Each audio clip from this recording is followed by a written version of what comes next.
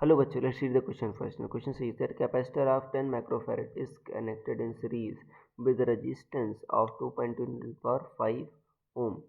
To determine the time constant of the circuit, can we think of oscillations in this circuit such as frequency is equal to inverse of time constant? Justify your answer with proper explanation. So students, सबसे पहले आपको समझना हो की concept क्या use हो रहा है इसमें. So key concept is RC series circuit. RC series circuit. देखो बच्चों, आरसी सीरीज सर्किट में क्या होता है, एक आपका रजिस्टर और बच्चों कैपेसिटर आपके सीरीज में कनेक्टेड होते हैं. अब देखो, कैपेसिटर आपका एक्टिव एलिमेंट है, मतलब ये एनर्जी आपका स्टोर करता है बच्चों, ठीक है. और जबकि ओके, यहाँ पर बच्चों चार्ज भी हो सकता है और आपका डिस्चार्ज का भी हो सकता है. मैं मान रहा हूँ डिस्चार्ज हो रहा है इसमें, तो ऐसे कनेक्टेड होगा. मान लो कैपेसिटर आपका शुरुआत में क्यू नॉट चार्ज से चार्ज है. तो बच्चों ये क्या होता है आपका, जो कैपेसिटर आपका, ठीक है, एनर्जी स्टोर कर सकता है. इंडक्टर बच्चों आपका पैसिव एलिमेंट होता है, ये एनर्जी डिसिपेट करता है.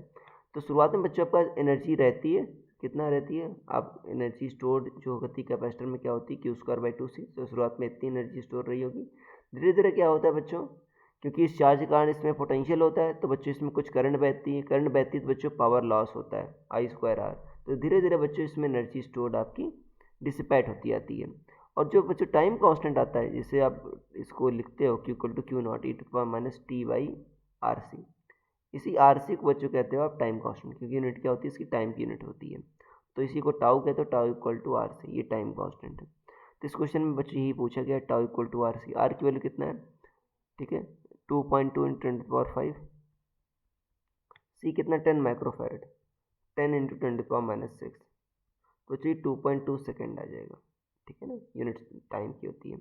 और दूसरा कह रहा है बच्चों, क्या इसको बच्चों हम ऑसिलेशन की तरह ट्रीट कर सकते हैं, जिससे बच्चों फ्रीक्वेंसी क्या हो गई, 1/टाउ हो गया, एफ क्या हो गया आपका, इससे टाइम पीरियड नहीं होता, एफ इक्वल टू 1/t. तो फ्रीक्वेंसी क्या ऐसे ट्रीट कर सकते हैं, नहीं बच्चों, कि देखो ऑसिलेशन में आपका एक बार घटना चाहिए फिर एक बार बढ़ना चाहिए, ऐसा कुछ होता है.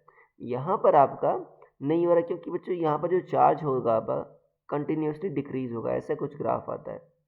तो इसमें तो बच्चों आपका ऑसिलेशन होगा नहीं, ये कंटिन्यूसली डिक्रीज होता है, तो ये बच्चों आपका नहीं पॉसिबल होगा. So no.